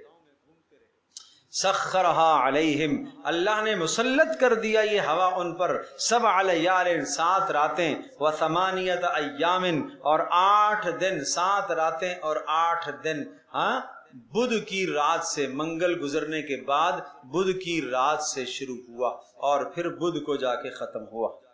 سمجھ رہی میں نہیں عذاب. تو اس طرح سے 7 لیال و8 ایام حسوما فطر القوم فیہا سرعا. حسوما متواتر تسلسل سے، ایسا نہیں ہے کہ بیچ میں گیپ آیا ہو. فطر القوم فیہا سرعا، اے مخاطب تو دیکھے گا، اگر تو وہ منظر دیکھتا نا تو قوم ساری کی ساری فیہا سرعا مرگی کے مارے بچھڑی ہوئی پڑی ہوئی تھی، بچاڑے ہوئے زمین پر گرے. سرعا گرا پڑا ہوا، مار دیا گیا ہو جس کو، اوندے منہ، کوئی الٹے منہ، کوئی کس طرف، کوئی کس طرف، کوئی کس طرف، پڑا ہوا ہے اور اتنے قداور کأنہم اعجاز نخل خاویہ، ایسا لگتا تھا جیسا کہ تنے ہوں، اعجاز تنے، نخل کھجور کے، خاویہ کھوکھلے، کھوکھلے کھجور کے تنے ہوں، اس طرح سے تھے۔ فہل تری لہم من باقیہ، بتاؤ تو صحیح ہم نے ان کا استیصال کیسا کیا، جڑ سے ان کو اکھیڑ دیا، کیا ان میں سے کوئی باقی بچا ہوا رہ گیا؟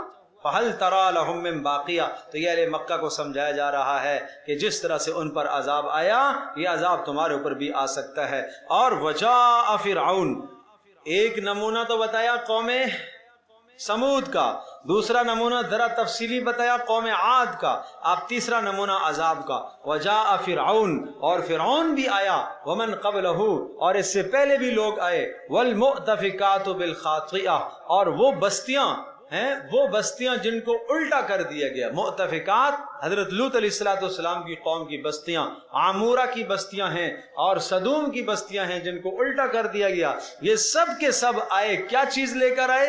بالخاطئہ، گناہ لے کر آئے۔ کیا لے کر آئے؟ گناہ۔ تو پھر کیا ہوا؟ فعصوا رسول ربہم، ان سب نے نافرمانی کی اپنے رب کے رسول کی۔ فاخذہم اخذۃ الرابیہ، ہاں اور اللہ نے ان کو پکڑا اخذۃ الرابیہ، سخت پکڑنا۔ انا لما طغى الماء، اور بے شک اب یہ پانچواں نمونہ آیا ہے، انا لما طغى الماء، بے شک ہم لوگ جب پانی سرکش ہو چکا، چڑھ چکا، حملناکم فی الجاریہ، ہم نے تمہیں کشتی کے اندر سوار کیا۔ حضرت نوح علیہ السلام کا تذکرہ اشارے کے ساتھ، تمہیں کشتی میں سوار کیا یعنی تمہارے آباء و اجداد کو، وہ 81-82 افراد جو بچے تھے نا، اسی میں سے آگے نسل چلی ہے، اس لیے کہا تم کو ہم نے لِنَجْعَلَهَا لَكُمْ تَذْكِرَةً، اور ایسا اس لیے ہم نے کیا تاکہ ہم بنائیں اس قصے کو یا اس کشتی کو تذکرةً، یادگیر لوگوں کے لیے اور عبرت کا نمونہ، وَتَعِيَهَا أُذُنٌ وَاعِيَةٌ، اور تاکہ یاد رکھیں، تعیہا محفوظ رکھیں، اذن واعیہ محفوظ رکھنے والے کان محفوظ رکھیں۔ یہ تو دنیاوی عذابوں کے نمونے تھے، آؤ اخروی عذاب کا نمونہ۔ فَإِذَا نُفِخَ فِي الصُّورِ نَفْخَةٌ وَاحِدَةٌ، اور جب پھونک دیا جائے گا سور کے اندر، نفخۃ واحدہ، ایک ہی مرتبہ سور پھونکا جائے گا۔ ایسا نہیں ہے کہ جناب او جی سور خراب ہو گیا چلو دوبارہ پہلے ٹرائی کرتے ہیں پھر دوبارہ پھونکتے ہیں۔ اسرافیل علیہ السلام جب سے پیدا اللہ نے کیے وہ سور ہاتھ میں لیے ہوئے کھڑے ہیں، منتظر کھڑے ہیں کہ کب میرے رب کا حکم ہوگا تو میں اس میں پھونکوں گا۔ پوچھا گیا اللہ کے رسول کیا شے ہے وہ سور؟ سینگ کی طرح، کل قرن بتایا گیا کہ سینگ کی طرح کی ایک چیز ہے، اللہ اعلم اس کی کیفیت، باقی تفصیل احادیث میں نہیں آئی، بہرحال اتنی بات آئی ہے کہ وہ سینگ کی طرح ہے اور اس میں پھونکیں گے، اور جب پھونکیں گے تو وہ آواز ایسی پیدا ہوگی اور آہستہ آہستہ وہ آواز بڑھتے بڑھتے بڑھتے اتنی تیز ہوگی، اول لمحے میں وہ آواز اچھی لگے گی سب کو، لیکن جب بڑھتے بڑھتے بڑھتے وہ آواز اتنی تیز ہو جائے گی کہ کان پھٹیں گے، کان کے ساتھ دل پھٹیں گے اور سب مردے ہو جائیں گے، پھر انسان سب کے سب جاندار سب پر موت آ جائے گی، اور اس کے بعد پہاڑ بھی اس کی ہیبت سے، اس کی آواز سے پھٹ جائیں گے۔ جیسا کہ کوئی زوردار دھماکہ ہوتا ہے نا، آپ دیکھتے ہو کہ عمارتیں گر جاتی ہیں، چٹک جاتے ہیں، شیشے چٹک جاتے ہیں، حالانکہ دھماکہ ادھر ہوا، یہاں کے شیشے چٹک، یہ کیا ہے؟ یہ اس آواز کا ایسا زوردار اثر ہوتا ہے دھماکے والی آواز کا کہ اس سے جناب عمارتیں ہل جاتی ہیں، شیشے چٹک جاتے ہیں۔ بالکل اسی طرح سے وہ اتنا خوفناک، اتنا زوردار دھماکہ ہوگا کہ اس سے پہاڑ ٹوٹ پڑے گے، صاحب آسمان ٹوٹ جائے گا۔ یہ ہے قیامت کا دھماکہ۔ اذا زلزلت الارض زلزالها، اللہ اکبر۔ یا ایھا الناس اتقوا ربکم ان زلزلۃ الساعۃ شیء عظیم، قیامت کا زلزلہ بہت بڑا عذاب۔ یوم ترونھا، جس دن تو دکھے گا، تذہل کل مرضعۃ عما ارضعت، ہر عورت اپنے دودھ پلاتے بچے کو بھول جائے، وتضع کل ذات حمل حملها، اور خوف اور دہشت کے مارے ہر حاملہ اپنا حمل گرا دے گی، وَتَرَى النَّاسَ سُكَارَى، اور تو دیکھے گا کہ لوگ نشے کی سی حالت میں مدہوش ہوں گے، اس لیے کہ انسان بس ایک ہی طرف اس کا دھیان ہوگا، پاگل وہ ہوگا، پتہ نہیں کیا ہوا ہے، پتہ نہیں کیا ہوا۔ وَمَا هُمْ بِسُكَارَى، نشہ نہیں ہوگا، وَلَكِنَّ عَذَابَ اللَّهِ شَدِيدٌ، یہ اللہ کا عذاب ہوگا بہت بڑا سخت۔ اللہ اکبر، اللہ ہماری حفاظت فرمائے بھائی، اللہ ان باتوں پر ہمیں یقین نصیب فرمائے، اور اللہ اس وقت کے آنے سے پہلے ہم سب کو تیاری کی توفیق عطا فرمائے، اور اللہ ہمارا خاتمہ ایمان پر فرمائے بھائی۔ فَإِذَا نُفِخَ فِي الصُّورِ نَفْخَةٌ وَاحِدَةٌ، اور جب پھونکا جائے گا سور میں، نفخۃ واحدہ، ایک ہی مرتبہ، وَحُمِلَتِ الْأَرْضُ، اور زمین کو اٹھا لیا جائے گا اپنی جگہ سے، زمین بھی اٹھ جائے گی اپنی جگہ سے، پہاڑ اٹھ جائیں گے، وَالْجِبَالُ، اور پہاڑ بھی اٹھ جائیں گے، فَدُكَّتَا دَكَّةً وَاحِدَةً، ایک ہی مرتبہ ان کو کوٹ کر ریزہ ریزہ کر دیا جائے گا، دکتا، پہاڑوں کو اور زمینوں کو کوٹ دیا جائے گا اور ریزہ ریزہ کر دیے جائیں گے۔ فَيَوْمَئِذٍ وَقَعَتِ الْوَاقِعَةُ، آج یہ تیسرا نام آیا قیامت کا، اس دن واقع ہونے والی واقع ہو پڑے گی، وَانشَقَّتِ السَّمَاءُ، پھٹے گا آسمان، فَهِيَ يَوْمَئِذٍ وَاهِيَةٌ، تو آسمان بالکل کمزور نظر آئے گا، ہیں آسمان میں سروٹیں نظر آئیں گی، جیسے خیمہ تنا ہوا ہوتا ہے نا، ہر طرف سے قناتیں مضبوط ہوتی ہیں تو تنا ہوا ہوتا ہے، کوئی سروٹ نہیں ہے، اور ایک قنات کمزور پڑ گئی تو وہ کیا ہے، اس میں جھریاں پڑ جاتی ہیں، یہی حال آسمان کا ہوگا۔ والملک علی ارجائها، بیچ سے آسمان پھٹے گا، والملک علی ارجائها، اور فرشتے ہو جائیں گے علی ارجائها، آسمان کے کنارے پر، ویحمل عرش ربک فوقهم یومئذ ثمانیہ، اور اس دن اٹھایا ہوا ہوگا، یحمل اٹھایا ہوا ہوگا، عرش ربک تیرے رب کے عرش کو، فوقہم اوپر سے، یومئذ اس دن، ثمانیہ 8 فرشتوں نے اٹھایا ہوگا۔ آج دنیا میں 4 فرشتوں نے اللہ کے عرش کو اٹھایا ہوا ہے، کتنوں نے؟ 4۔ فرمایا بین رکبہن و اضلافہن کما بین السماء والارض، اتنے بڑے فرشتے کہ ان کے گھٹنے سے لے کر ٹخنے تک کا اتنا فاصلہ جیسا زمین آسمان کے درمیان کا فاصلہ ہے۔ کیا اللہ کی قدرت ہے، کیا اللہ کی، ہم نے مخلوق دیکھی کہاں ہے بھائی؟ ہمارے حواس ہی خطا ہو جائے ایسی بڑی بڑی مخلوقات کو دیکھ کر۔ سورج اللہ پاک نے اتنا دور کر کے ہم سے رکھا، اور اس کی حرارت اور تپش ہمارے پاس پہنچتی ہے، اگر وہ قریب آئے گا تو پھر ہم جب قیامت میں قریب آئے گا تو کیا انجام ہوگا۔ وہ اللہ کتنا انسانوں پر مہربان ہے، اس نے کتنی مہربانیاں کی ہیں۔ یومئذ تعرضون، اس دن تم سب کے سب سامنے لاؤ جاؤ گے، پیش کیے جاؤ گے اللہ کے سامنے، لا تخفى منکم خافیہ، اس دن تم میں سے کوئی بات چھپی ہوئی نہ ہوگی۔ اب نام عمل کیسے ملے گا؟ فاما من اوتی کتابہ بیمینہ، اور جس شخص کا نام عمل، اما بہرحال جو شخص، من وہ شخص، اوتیا دے دیا جائے گا، کتابہ اس کا نام عمل، بیمینہ سیدھے ہاتھ سے، سیدھے ہاتھ میں اس کو تھمایا جائے گا۔ نام اعمال اڑیں گے اور اڑ کر خود آ کر ہاتھوں میں پڑیں گے، کچھ کے سیدھے ہاتھوں میں پڑیں گے اور کچھ کے الٹے ہاتھوں میں۔ فیقول، یہ کہے گا جناب، ہا آ جاؤ، اقرؤ کتابیہ، میری کتاب کو پڑھ لو، آ کر میرا نام عمل پڑھ لو۔ کتابیہ کے آخر میں جو ہا ہے نا، یہ ہائے وقف ہے، اصل میں کتابی، میری کتاب کو پڑھ لو۔ انی ظننت انی ملاق حسابیہ، بے شک میرا یقین تھا، انی ملاق حسابیہ، کہ مجھے میرا حساب ملنے والا ہے۔ فہو فی عیشۃ راضیہ، تو یہ وہ ہوگا جنت میں، عیشۃ زندگی میں، راضیہ من پسند زندگی میں ہوگا، فی جنت عالیہ بلند و بالا باغیچوں میں ہوگا، قطوفہا دانیہ، قطوفہا جھکے ہوئے ہوں گے، دانیہ ہیں جی، اس کے پھل کیا ہوں گے؟ جھکے ہوئے، قطوف، قطف کہتے ہیں پھل کا توڑنا، پھل کا توڑنا، جب پھل چاہو گے جنت کا، یہ لیٹا ہوا ہوگا اپنی مسیری پر اور یہ چاہے گا یہ انار مجھے چاہیے، انار خود نیچے آ جائے گا، اس کے منہ کے سامنے آ جائے گا اور اس کو توڑے گا، اس کو کھائے گا، پھر یہ کہے گا میری جنت سے ایک انار کم ہو گیا، دیکھتے ہی دیکھتے واپس لگ جائے گا۔ یہ ہے قطوفہا دانیہ، اللہ ہم سب کو یہ نعمتیں عطا کرے۔ کلو اشربو ہنی ان، اور کہا جائے گا کھاؤ اور پیو ہنی ان، مزے سے، بما اسلفتم فی الایام الخالیہ، جو تم نے گزارے ہیں، اسلفتم جو تم گزار چکے ہو، فی الایام الخالیہ دنیا کی زندگی میں جو تم دن گزار چکے ہو ان کے بدلے میں تم کھاؤ، اس لیے کہ دنیا میں تم حرام سے بچے، گناہوں سے بچے، نافرمانیوں سے بچے، نمازوں کو تم نے پورا کیا، روزوں کو تم نے پورا کیا، مشقتیں برداشت کی، ان کے بدلے میں آج تمہارے مزے ہیں۔ وَأَمَّا مَنْ أُوتِيَ كِتَابَهُ بِشِمَالِهِ، اور جس کا نام عمل الٹے ہاتھ میں دیا جائے گا۔ دوسری جگہ پر کیا آتا ہے؟ وَأَمَّا مَنْ أُوتِيَ كِتَابَهُ وَرَاءَ ظَهْرِهِ، پیٹھ کے پیچھے سے نام عمل ہوگا۔ پیٹھ کے پیچھے سے کا مطلب یہ ہے کہ سوراخ کیا جائے گا پیٹھ سے، وہاں سے ہاتھ باہر نکلے گا اور ہاتھ آگے دل کے پاس سے نکلے گا اور پھر اس کے ہاتھ میں تھمایا جائے گا نامہ عمل نافرمان کا۔ اللہ میری، آپ کی، ہم سب کی، ہمارے بچوں کی، ہمارے ماں باپ کی، خاندان کی اللہ پاک حفاظت فرمائے۔ اے اللہ تو ہم سب کی حفاظت فرما۔ وَأَمَّا مَنْ أُوتِيَ كِتَابَهُ بِشِمَالِهِ، بڑی ہولناک صورتیں ہیں یہ۔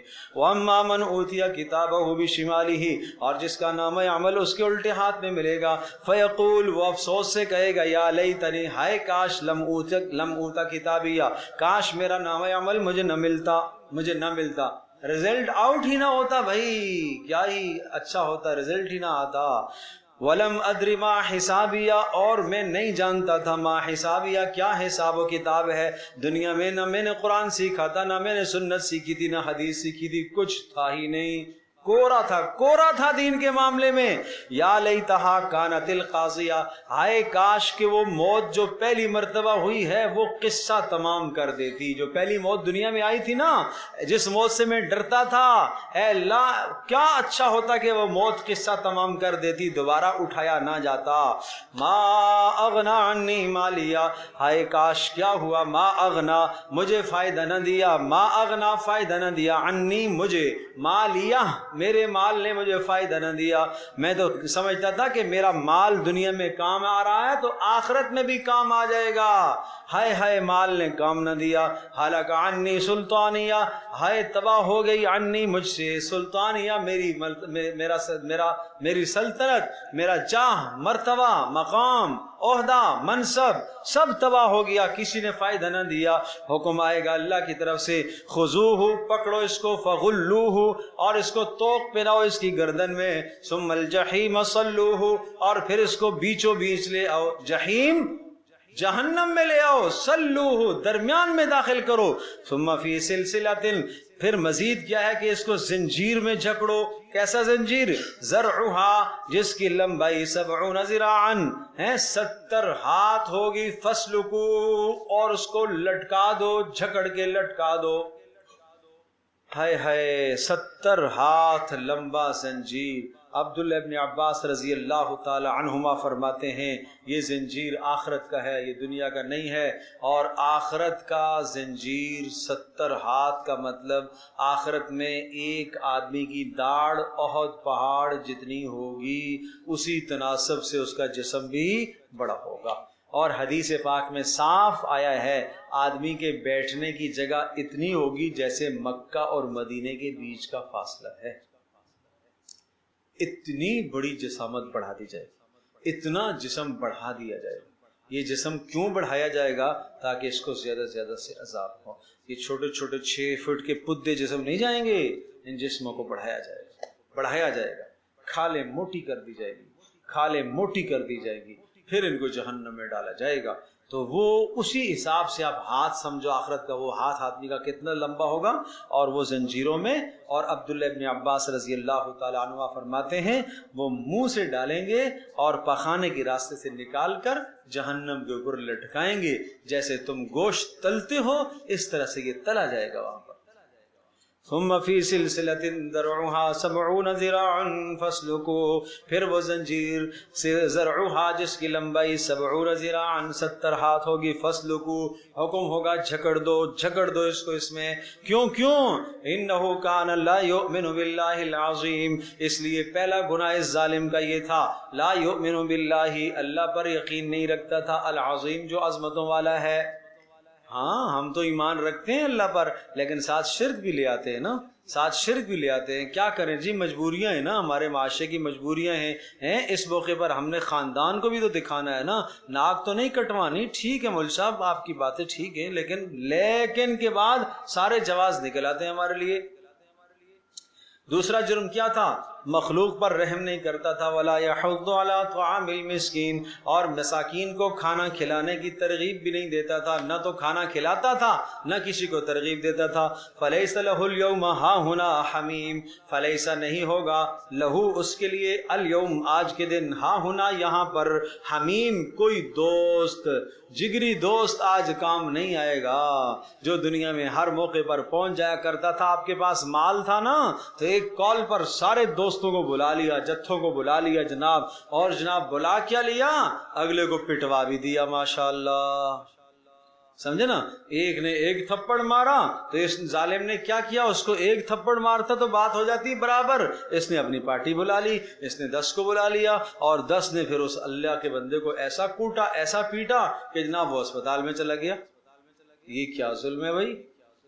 آج یہ جتھے تمہارے ہیں یہ قیامت کے دن نہیں ہوں گے. وَلَا طُعَامٌ إِلَّا مِنْ غِسْلِينَ، اے اللہ اس کو کھانے کے لیے کیا دیا جائے گا؟ جہنمی کو وَلَا طُعَامٌ نہیں ہوگا کھانا، إِلَّا مِنْ غِسْلِينَ مگر جہنمیوں کے جسموں سے نکلنے والا، زخموں سے نکلنے والا خون اور پیپ. غسلین جہنمیوں کے جسموں سے نکلنے والا خون اور پیپ. لا یاکلہ الا الخاطئون، یہ نہیں کھائیں گے مگر کون؟ الخاطئون، گناہگار لوگ، گناہگار لوگوں کا یہ کھانا ہوگا. فلا اقسم بما تبصرون، قسم کھاتا ہوں، اللہ پاک کہہ رہا میں قسم کھاتا ہوں، بما تبصرون، ان تمام مخلوقات کی جو جن کو تم دیکھتے ہو، وما لا تبصرون، اور ان مخلوقات کی بھی جن کو تم نہیں دیکھتے ہو. تم نے دیکھا کیا ہے ابھی اللہ کی دھرتی میں؟ ارے اللہ کی مخلوقات میں سے 5% حصہ بھی تم نے نہیں دیکھا. تو میں ان سب کی قسم کھاتا ہوں جن کو تم دیکھتے ہو، وما لا تبصرون، اور جن کو تم نہیں دیکھتے ہو. تم دیکھتے ہو محمد رسول اللہ صلی اللہ علیہ وسلم کو، میں ان کی قسم کھاتا ہوں، اور تم نہیں دیکھتے ہو جبریل علیہ السلام اور دیگر ملائکہ کو. جب وہ رسول پاک صلی اللہ علیہ وسلم کے پاس آتے ہیں تمہیں نہیں نظر آتے، میں ان کی بھی قسم کھاتا ہوں. قسم کھا کے کیا کہتا ہوں؟ انہو لقول رسول کریم، بے شک لقول رسول کریم، یہ عزت والا قول ہے، یہ عزت والے فرشتے کا، لقول یہ قول ہے، رسول کریم عزت والے فرشتے کا. رسول سے مراد جبریل ہے، اور رسول سے مراد پیغمبر صلی اللہ علیہ وسلم بھی ہو سکتے ہیں، لیکن زیادہ اغلب گمان ہے کہ جبریل ہے. بے شک یہ قول کہا ہوا ہے عزت والے فرشتے کا. وما ہوا بقول شاعر، اور یہ کوئی شاعر کا قول نہیں ہے. قلیلا ما تؤمنون، تم بہت کم ایمان رکھتے ہو. ولا بقول کاہن، اور یہ جناب کسی کاہن جو جنوں سے اثر زدہ ہو اس کا کلام بھی نہیں ہے. قلیلا ما تذکرون، اور تم بہت کم نصیحت حاصل کرتے ہو. اچھا یہ کیا ہے؟ تنزیل من رب العالمین، یہ نازل کیا ہوا ہے رب العالمین کی جانب سے. آپ نماز پڑھا رہے تھے فجر کی، اور ایک شخص آیا اور اس نے آپ کا کلام سنا. جب آپ نے یہ پڑھا نا کہ لا یاکلہ الا الخاطئون، پھر آپ نے پڑھا فلا اقسم بما تبصرون وما لا تبصرون، یہ سب میں آخر میں اون اون اون آیا ہے نا. تو ایک آدمی نے سنا، اس نے کہا شاعر ہے، یہ لگتا ہے شاعر ہے. یہ آدمی لگتا ہے کیا ہے؟ شاعر ہے، وزن برابر کر کر کے پڑھ رہا ہے کچھ، یہ شاعر ہے. ایک دم سے اگلی آیت آپ نے پڑھی وما ہوا بقول شاعر قلیلا ما تؤمنون، یہ شاعر کا کلام نہیں ہے، تم بہت کم ایمان رکھتے ہو. وہ ہکا بکا ہو گیا. اس کو کیسے پتا چل گیا کہ میں نے یہ خیال کیا دل میں؟ یہ لگتا ہے کائن ہے، یہ غیب کی خبریں جانتا ہے. اگلی آیت آپ نے پڑھی وما ولا بقول کاہن، ارے قائل کاہن کا کلام بھی نہیں ہے. قلیلا ما تذکرون، تم لوگ بہت کم نصیحت حاصل کرتے ہو. سلام کے بعد خدمت میں حاضر ہوا. آئیے حضرت مجھے کلمہ پڑھائیے. سب کہو سبحان اللہ. ایسا ہوتا ہے، یہ ہے اللہ کا کلام ہے جس کو آپ نعت سنتے ہو نا، تم لوگ کیسے جھومتے ہو جب تم نعت سنتے ہو. پڑھنے والا بھی اچھا ہو اور لفظ بھی سمجھ میں آ رہے ہوں. واہ واہ کیا ارشاد ارشاد ارشاد، دوبارہ دوبارہ دوبارہ ہے جی. یہ نعت، یہ شعروں کا یہ اثر ہے۔ تو جو لوگ اللہ کے کلام کو سمجھتے ہیں، یہ دلوں کو چیرنے والا کلام ہے، یہ دلوں کو بدلنے والا کلام ہے۔ مت پوچھو، اس شخص کا دل بدل گیا بھائی، بدل گیا، یہ آیات سن کے آ گیا، اسلام کے لیے حاضر ہو گیا۔ اللہ اکبر۔ دوسرے مقام پر یہ مضمون آگے سورہ کفرت کے اندر آتا ہے، فلا اقسم بالخنس الجوار الکنس واللیل اذا عسعس والصبح اذا تنفس۔ وہ بڑی عجیب صورت ہے، یہ مکی صورتوں میں بڑا زور ہے فصاحت اور بلاغت کا، نا بڑا زور ہے۔ انہ لقول رسول کریم، یہ عزت والے فرشتے کا کلام ہے۔ ذی قوت عند ذی العرش مکین، قوت والا فرشتہ عرش کے پاس رہتا ہے، مطاع، اور اس کی بات آسمانوں میں مانی جاتی ہے، وہ امانت دار ہے۔ رسول اللہ صلی اللہ علیہ وسلم نے حضرت جبریل سے پوچھا، جبریل، اللہ نے کہا کہ وما ارسلناک الا رحمتا للعالمین، آپ کی رحمت سارے جہانوں کے لیے ہے۔ اے جبریل، میری رحمت کا کچھ آپ کو بھی حصہ ملا؟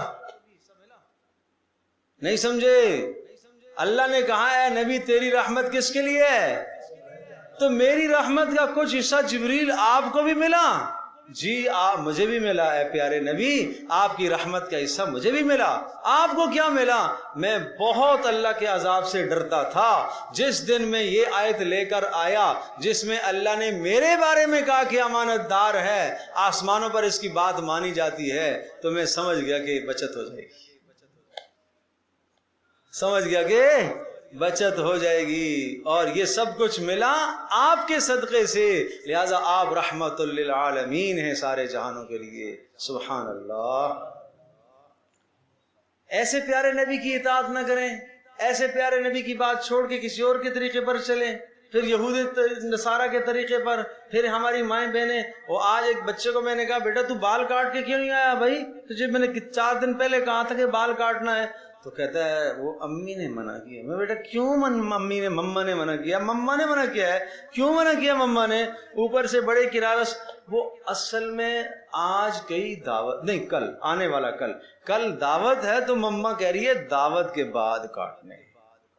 شاباش۔ تو میں نے کہا اس کا مطلب یہ ہے کہ پھر آپ ٹوپی اتار کے جائیں گے وہاں؟ جی وہ مما تو یہی کہہ رہی تھی ٹوپی اتار۔ پھر میں نے کہا مطلب اس کا یہ ہے کہ پھر آپ پینٹ شرٹ بھی پہن کے جائیں گے؟ جی ہاں مما تو یہی کہہ رہی تھی۔ ان مماؤں کو اللہ ہدایت دے بھائی، ان کو اللہ پاک ہدایت دے۔ ہم تو ادھر جوانوں کو بچاتے ہیں، سمجھاتے ہیں، ذہن بناتے ہیں، ذہن سازی کرتے ہیں، بھائی بال سنت کے مطابق، لباس سنت کے مطابق، یہ سنت کے مطابق۔ اب گھر میں آ کے وہ ہماری محنت پر مما کے 2 جملے پانی پھیر دیتے۔ اب بتاؤ کیا کریں؟ اللہ اکبر۔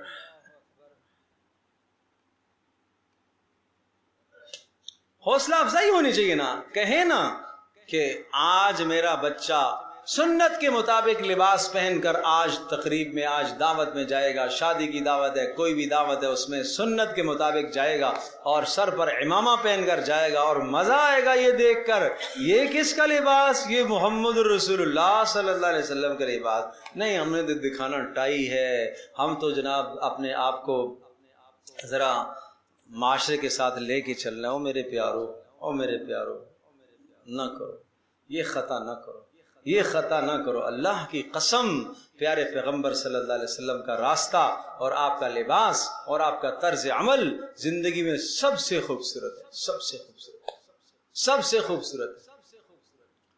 اس لیے اس میں تو فخر محسوس ہونا چاہیے بھائی، میں تو رسول اللہ صلی اللہ علیہ وسلم کے لباس۔ اب میں سفر میں گیا، یہاں سے ملائیشیا گیا تو سری لنکا ہم اترے، تو اب گرمی بھی ہے، اب پگڑی بھی ہے، تو دل میں آ رہا ہے کہ جناب اتار دیں اور ہلکی سی ٹوپی پہنوں۔ نہیں نہیں نہیں، یہاں ہی تو اللہ کے نبی کی سنت دکھانی ہے، یہاں ہی تو اللہ کے نبی کی سنت دکھانی ہے۔ جہاں ظالم نہیں جانتے اللہ کے نبی کو، وہاں ہی تو پیارے نبی کی سنت کو دکھانا ہے۔ کیا کوئی کہے گا بھائی، کیا کہے گا؟ سکھ پگڑ کے ساتھ پوری دنیا میں گھوم سکتا ہے، ایک مسلمان ہمارے اسلامی ملک کے اندر، ہمارا مسلمان ادھر کینٹ میں نہیں داخل ہو سکتا۔ کیا کرے؟ اور کمزوریاں ہماری اپنی بھی ہیں، ہماری اپنی بھی، ہم بہ جاتے ہیں معاشرے کی باتوں میں۔ اللہ اکبر۔ وَلَوْ تَقَوَّلَ عَلَيْنَا بَعْضَ الْأَقَاوِيلِ، مضمون اختتام کی طرف جا رہا ہے۔ اگر محمد رسول اللہ اپنی طرف سے کوئی بات گھڑ لیں، وَلَوْ تَقَوَّلَ، اگر یہ گھڑ لیں، عَلَيْنَا، ہمارے اوپر، بعض الْأَقَاوِيلِ، از خود باتیں کچھ بنا لیں، تو لَأَخَذْنَا مِنْهُ بِالْيَمِينِ، ہم اس نبی کو پکڑیں گے بالیمین، دائیں ہاتھ سے، دائیں ہاتھ سے مراد طاقت سے ہم پکڑیں گے، اور ثُمَّ لَقَطَعْنَا مِنْهُ الْوَتِينَ، اور پھر ہم اس کی شاہ رگ کو کاٹ دیں گے۔ ارے ایسا نہیں ہے جیسا تم سمجھتے ہو کہ محمد رسول اللہ صلی اللہ علیہ وسلم نے اپنی طرف سے گھڑ دیا۔ پیچھے تو تمہیں بتایا فرشتہ لے کے آتا ہے، اور ایسا نہیں ہے کہ فرشتہ لے کے آتا ہے تو کوئی دخل اندازی کرتا ہے بیچ میں، نہیں، وہ طاقت والا فرشتہ ہے۔